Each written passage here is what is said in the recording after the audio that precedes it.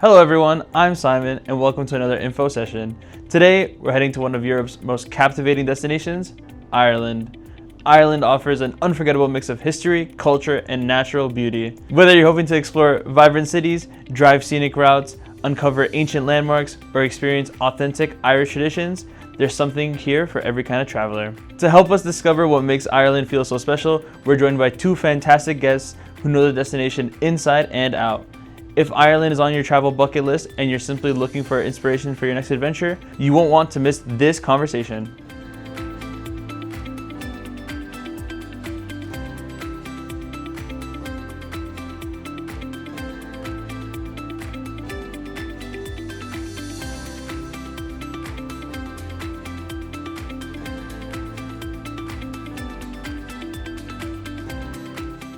We have here Lauren and Sandra from the Tourism Board of Ireland. Thank you so much for being here today. So for me, I'm biased. I'm from Dublin in Ireland. Lauren's Canadian, so I can give that authentic visitor's perspective. I think, and as I said, I'm biased, we're the most warm and welcoming country. And we've direct access from all over the world, so it's really easy to get to. And it's really easy to get around once you're there. So most people fly into Dublin, and then from east to west of the country, it's only 3 hours. If you want to go to Northern Ireland, which is technically a different country in the UK, you're there in 90 minutes from Dublin. So really just warm, welcoming, amazing landscapes. I tell a little anecdote sometimes that I studied in Trinity College, and I used to sit on the steps of Trinity College on this beautiful grounds in the city centre of Dublin, and I would hear visitors come in and say, "Oh my God, the grass is so green." And it used to kind of catch me because I'm like, what other colour would grass be, right? Like, of course it's green.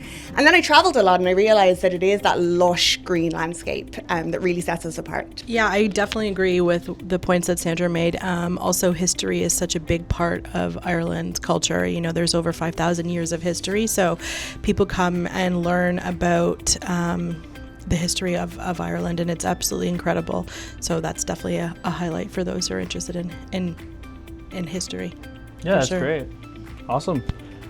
What sets Ireland apart from other European destinations when it comes to like the overall travel experience? I think for sure the warm welcome. The people are incredible. I mean, I live in Canada. People always say Canadians are so friendly, but in comparison, the Irish are so much friendlier. And, you know, the Irish culture is known as having the crack. If you've not heard that saying, if you've been to Ireland, you've heard it. C-R-A-I-C, for those who don't know what that means. But it basically means fun and enjoyment. And that's probably the biggest highlight, I think, about Ireland. People go for the history or the genealogy to learn, you know, about their ancestry, but the people is what keep them coming back for sure. Super well said. Yeah, I think what sets us apart from European destinations, I think every European destination, every destination in the world has something really, truly unique. For me, it is that diversity of experiences that's available in such a small place. You can have amazing city centre experiences like Dublin and Galway and Cork and Belfast, tiny little towns and villages, seaside towns, colourful villages, thatched houses. We have our own unique language that a lot of people don't know about. So there's Gaeltacht regions on the west of Ireland, for example, that speak Irish and the Gaelic language. So I think that's a really unique experience. And another one that sets us apart, maybe that some people don't expect, is the Atlantic Ocean and our surf scene. We have a really big surf scene in Ireland. Really? Mm-hmm. I did not know that. There you go. Speaking of, which lesser towns, villages, or scenic spots do you think deserve more attention from travelers? We love a hidden gem. The one that springs to mind for me as a Dubliner is Howth in County Dublin. So if you are in the city centre and you get a local train, about 35 minutes on the local train, you end up in this beautiful seaside town of Howth. It has a gorgeous cliff walk that would rival the Cliffs of Moher on the west coast, but is only 35 minutes from the capital city.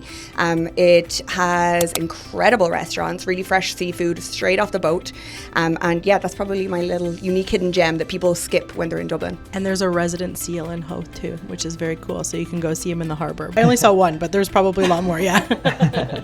Ireland is famous for its dramatic landscapes.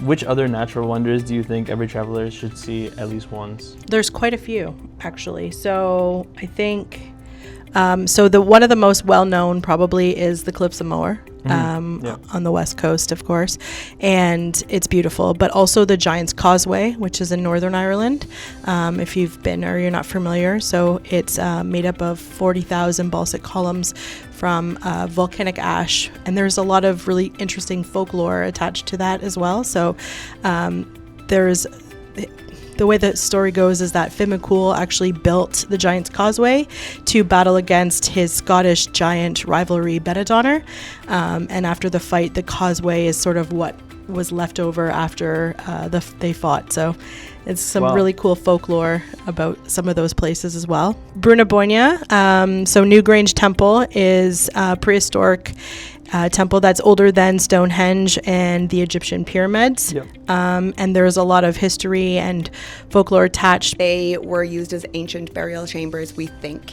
But the really amazing thing about it is on the winter solstice, the sun shines through a roof box essentially and illuminates the inner chambers of this passage tomb, and it aligns exactly with the sun, so no one knows how, it being 5,000 years old, these giant pillars and how they aligned it perfectly with the stars. So there's a lot of mysteries and legends associated with that. That's really interesting. The Wild Atlantic Way has become world famous. What makes this coastal route so special, and what sections do you guys recommend? What makes it special is it's the longest defined coastal touring route in the world. So even though we're a small country, we managed to have the longest coastal touring route. So I think that's pretty impressive. It's over 2,500 kilometres long, and it really stretches from County Cork right up the western coastland, up into Northern Ireland, and up into Donegal. For me, a highlight, I love Galway. So Galway is a really bohemian city, incredible music scene. Right off the coast of Galway is the Aran Islands, which is also just an incredible place to visit. Really tiny, you can bike around the islands, visit the local pub, meet the locals. There's probably about 20 of them on the islands. You're going to meet them and get to know them and make some friends there. And another hidden gem that I love along the Wild Atlantic Way is Slieve League. So Slieve League has the tallest sea cliffs in Europe. So a lot of people go to the iconic Cliffs of Moher in County Clare, which I do recommend. They're beautiful, but going to Slieve League and seeing those, it's just a completely different perspective. It's up on the northern coast. It's really quiet up there, unspoiled, untouched. It's incredible. That's awesome. Ireland's known for its castles. Which historic castles or estates are must visits, and what stories make them stand out? Oh, Lauren and I probably have different ones because we've been to lots of castles in our time. Ireland has a lot of castles littered throughout that small country, but favourite of mine, I have a couple. A favourite of mine is Ballygally Castle in Northern Ireland. That has this beautiful turret that goes up to what's a ghost tower, and there's lots of stories around it. Apparently, the husband of the family who lived here, the husband locked the wife inside this tower, and her ghost stays there to this day. And when you walk up into this ghost tower, you get this cold burst of air, like it's creepy. But it's really beautiful, and you can stay in that castle. So that, to me, having stayed there with my family, was a really just incredible experience. It was just, you could feel the history, and it's right on the coast. So you're in this beautiful castle looking out at these stunning landscaped gardens, and then you have the coastline right on your doorstep. So that's a favourite of mine. I also love Kilkenny Castle. Maybe I just love my ghost stories, because that also has a lot of haunted histories behind it as well. The granddaughter of Anne Boleyn actually is said to haunt the Kilkenny Castle, and that's an attraction. It's not one that you can stay in, but it is a favourite of mine, and it's right in the centre of Kilkenny town. But there's so many castles in Ireland. As I said, there's the ancient, ruins of castles: Dunluce Castle on the north coast, Trim Castle, the Rock of Cashel. But then you have these beautiful luxury hotels like Loch Esk or Ballyseed Castle, Dromoland, Adair Manor, and yeah, just incredible experiences you can do there on the grounds of those castles. You can do falconry, you can go fly fishing right in the grounds of these castles as an experience. So I think it's just a very unique thing about Ireland that you have the ancient ruins, you have the accommodation, and a lot of it is luxury, but it's also very accessible. So, Ballyseedy Castle in County Kerry, for example, a stunning castle, Clontarf Castle, Cabra Castle in Dublin. You can stay in those castles for the same price as you can stay in a regular 4-star hotel. So I think that's a pretty unique and special experience. Definitely. The only one I was going to say is Kalivi Castle, actually, and it's it's fully sustainable, which is really neat as well. So they've kind of redesigned part of it. But the only one I think you didn't mention in terms of luxury was Ashford Castle, which I've personally never been to, but it is the most prestigious, well-known castle in terms of luxury and experiences. So hopefully one day I get to see it, but I've never seen it yet myself. What traditional Irish foods and drinks should travelers make sure to try during their visit? Butter. Butter's the one thing that always comes to mind. Ireland has the best dairy in the world, and if you've been there, you know you've tried it. It's incredible. It's just so good. Kerrygold is, the most well-known brand. Traditional, there's Irish stew, but beyond that, I mean, Ireland was known originally as meat and potatoes country, right? But it's come so far since then. In the last, 40 years, 50 years or so, there's over 23 Michelin star restaurants on the island. Because we're an island, we have access to the freshest seafood, and it's incredible. So oysters are obviously a big hit as well, but any seafood, fish, it's incredible. And some of the best food I've had. I've tried things in Ireland that I never thought I probably would try, and I absolutely had loved it. And personal experience, I love smoked eel, which I got in Ireland. Only ever had it in Ireland. Very interesting, I know. But also, sorry, I digress. Soda bread is incredible, especially with Irish butter. Soda bread is a bread that's made with baking soda instead of yeast, if you've had it. So it's really nice with some butter on it. Also, there is Kilkennan, which is sort of essentially a mashed potato mixed with cabbage. Boxty, yes, which is an Irish potato pancake. Very delicious. One of my favorite things about eating in a restaurant in Ireland is you always... Yes, okay, we are known for more than meat and potatoes, but you always get your fair share of potatoes, and sometimes you even get a side of potatoes with your potatoes, and it's incredible. Like, you get to try a variety of potatoes. And then in terms of beverages, so, I mean, Ireland's very well known for Guinness. Guinness is, a drink everybody enjoys around the world. We're also really well known for whiskey. I don't know if many people know this, but we're also very well known for gin. So we have just as many gin distilleries in Ireland as we do whiskey distilleries. So it's taken a huge resurgence over the past 40 or 50 years or so. So it's a big popular drink as well. There's also a ton of smaller breweries and microbreweries and stuff like that. So different types of beer that's available as well. Really well covered there. I miss the butter so much from back home, and the French even said that our butter rivals French butter, and that says a lot if the French are willing to admit that. Wow. And the one thing about Lauren mentioned about gin, I like gin, but the experience of drinking gin in Ireland is really different. It's an event. They come in these big goblets, and they'll have all kinds of garnishes and peppers and different things in it. So it's not necessarily about the alcohol, it's about the overall experience. So curled up by a fire, with a book in your hand, drinking a gin and tonic from a goblet. It's just something different.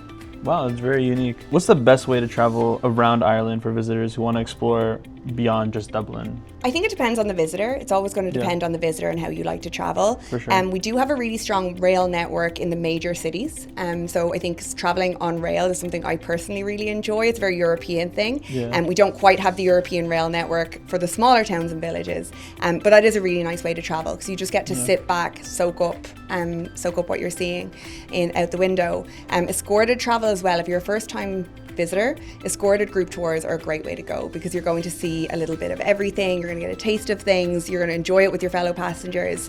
But personally, I love to drive. I love a road trip. So getting in the car and driving scares people sometimes when it comes to Ireland, because you'll be driving on the left side of the road, the opposite side of the road for many people. But it's not that scary, we promise. And we have really great infrastructure on our roads. So I think just to get off the beaten track and see and do, a lot is, driving is a really, really great way to do it. I would say the top tip for if you are driving in Ireland is don't worry about the roads, don't worry about the driving, but allow yourself extra time, because you are going to see things along the way. You're going to get distracted, and you're going to take 10 extra stops than the 1 to 2 had planned on. And you may get what we call an Irish traffic jam, which is herds of sheep blocking the road, and it's going to take you a little longer to get where you wanted to go. What cultural or historical experiences should travelers add to their itinerary? When it comes to culture and history, we have so much in Ireland. So again, it really depends on the type of traveller and what you like to do and see. History is everywhere. So if you are into history and you're into culture, there's really, something around the corner for anybody. I'm a big fan of literature. So, this year is the 300th anniversary of Gulliver's Travels, for example, and Jonathan Swift. Obviously from Ireland. So I think there's a lot to see on the literature side. Visiting our local libraries, we have Marsh's Library in Dublin, for example, where it's just incredible. If you're into literature, I won't say too much to spoil it, but what you'll see there is amazing. And we have a really great theatre scene.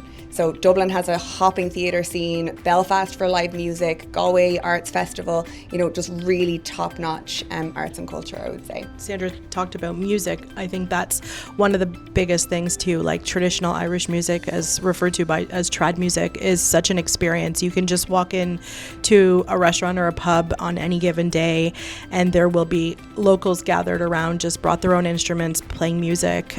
Sometimes it's organized, sometimes it's just like open session. You get into it, it's happy, and it's just an environment that you definitely need to experience. So if you're driving or if you're on a tour or whatever, you need to make the time to spend that time in a pub and enjoy that cultural aspect for sure. It's a big driver. That's awesome. Are there any festivals or seasonal events that offer visitors an authentic taste of Irish culture? Yes, there are many. Probably the most famous, and I believe a couple of people on your team have even been for the festival, is the St. Patrick's Day Festival, which takes place, of course, on March 17th. But it's celebrated widely across the island. So, Dublin has a huge parade. In Northern Ireland, in Armagh, where St. Patrick was buried, they have a different cultural celebration to honor St. Patrick. It's celebrated in different ways in every county. So it's a celebration for everybody, but there's parades, there's music, there's cultural events, there's food, but it's definitely a fun experience for sure. So another one we have in June is the Bloomsday Parade. So if you have read or are a fan of the novel Ulysses, this day specifically is dedicated towards Jacob Bloom and following his travel around Ireland as told in the story. So that's an interesting one as well. We also, I don't know if many people know this, but Ireland is the home of Halloween. So it was actually created, invented, I guess you could say, in Ireland over 2,000 years ago. It's an ancient Celtic celebration called Samhain. So that is hugely celebrated around the island as well. So that takes place over October 29th to November 1st, give or take, depending on the days. And it celebrates the folklore, the culture, the traditions of what Halloween looked like back in the day. Many of the traditions that we know here today, for example, trick-or-treating was stemmed from Samhain. People would dress up. Samhain was believed that this was the time when our world and the underworld had the thinnest access between the two at that time. And so people would believe spirits could cross through, and people would dress up in costumes to hide from spirits and that kind of thing. So that's sort of where the modern, costume wearing tradition started from. But we also celebrate a huge festival in Northern Ireland in Derry. So it's the largest European Halloween festival called the Derry Halloween Festival. And as Lauren said, the Halloween we're protecting ourselves from spirits, but we're also not just protecting ourselves, we're protecting our crop because it's harvest season. And so around the Halloween period, around that October, November period, there's tons of food festivals around the island of Ireland as well, which I think is, it really extends that opportunity to celebrate that season. And the only other thing that I can think to mention, and only because it's my favourite time of year from growing up there, is Christmas and the festive season in general. So from mid-November through to the start of January, through to New Year, the cities and local towns will be just glittered with lights. We'll have lights everywhere, and it's not about religion, it's just about that festive period. Lots of Christmas markets, arts markets, showcases of creativity. Again, any excuse to celebrate from the Irish, I think. Awesome. So when do you think is the best time of year to visit Ireland for pleasant weather while avoiding also the busiest tourist season? As we all know, it never rains in Ireland, so you don't have to worry about that. We have a stereotype, I think, definitely about our weather, that it is rainy.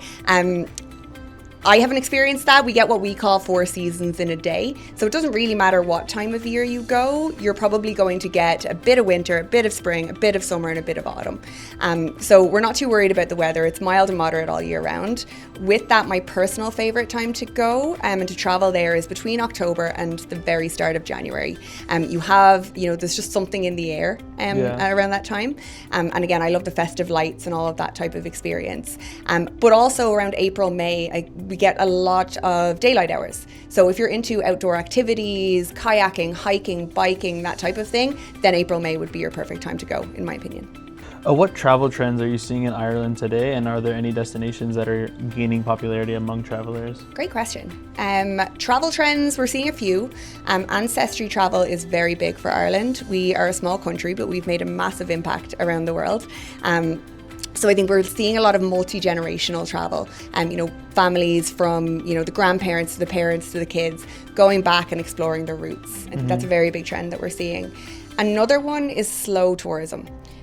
We actually, as Tourism Ireland, have a campaign in market called Ireland Unrushed that has performed incredibly well. And really what that encourages is basing yourself in a city and using, whether it's public transport or biking or just staying in those little local towns and taking it easy. We travel for a reason, but our lives are busy these days. And I think just taking that moment to stop and slow down and enjoy your surroundings and have that conversation with the local at the pub or go on that walk by the coast that you just never made time for, I think that's something that we're really seeing an increase in. And I think Ireland is so well aligned to that. We have those experiences naturally in abundance. So I think we see that performing very well. Looking ahead, what exciting developments or opportunities do you see shaping the future of tourism in Ireland? I think the slow tourism and the sustainable travel is definitely a big one, and we're developing a lot of infrastructure around that. I think another one is product developments in the more rural regional areas, so making sure that we do have a strong infrastructure to support visitors going to these local communities and supporting that. And product development when it comes to nature and landscape. So glamping, for example, is something that's really taking off, and we're developing a lot in that infrastructure. There's an amazing property. It's actually one of my favourite hotels anyway, the Montenotte in County Cork, and they've developed woodland suites, which are basically tree houses in the hotel that blend themselves with the natural landscape. So I think product development in that area, and another boom that was kind of took off during the COVID pandemic period was sea swimming. So people going outdoors and swimming in the ocean. And as a result of that, huge infrastructure all around the coast, even in capital cities like Dublin, have developed for that almost Nordic spa culture. So we have a lot of saunas right on the coastline, and you go to your sauna and then you do the dip into the Irish Ocean, which I think is great. Very interesting. Finally, what message would you like to share with TripToGo travelers who are considering Ireland for their next adventure? If you haven't been yet, what are you waiting for? Exactly. I think what we see a lot of is people saying that Ireland is always on their bucket list. Yep. Why not now? I think that urgency to go. We have so much going on. There's always something happening. It's not a retirement destination, I'll go someday destination. It's absolutely the time to go now. There's so much going on in Ireland, and you're missing out on those experiences if you don't go right now. So on top of what Sandra said, for sure, like the vibrant cities, the people, if you're going to learn about your history, your culture, genealogy, all of that is incredible, but we'd love to have you. So please come see us. Yeah. For sure. Thank you so much for joining us today. It's been wonderful learning everything about Ireland, everything that Ireland has to offer. Thank you. What an incredible look at everything Ireland has to offer. We are so grateful to our guests for sharing their knowledge and helping us uncover what makes this destination so special. We hope today's discussion has sparked a few new travel ideas and brought you one step closer to planning your own Irish adventure. If you're feeling inspired to experience Ireland for yourself, be sure to follow TripToGo for more destination spotlights, expert travel tips, and exclusive travel opportunities. If you're ready to start planning your own Irish adventure, visit TripToGo.com. We'd love to help make your dream trip a reality. I'm Simon, and it's been a pleasure having you with us. Thanks for tuning in, safe travels, and we'll see you next time.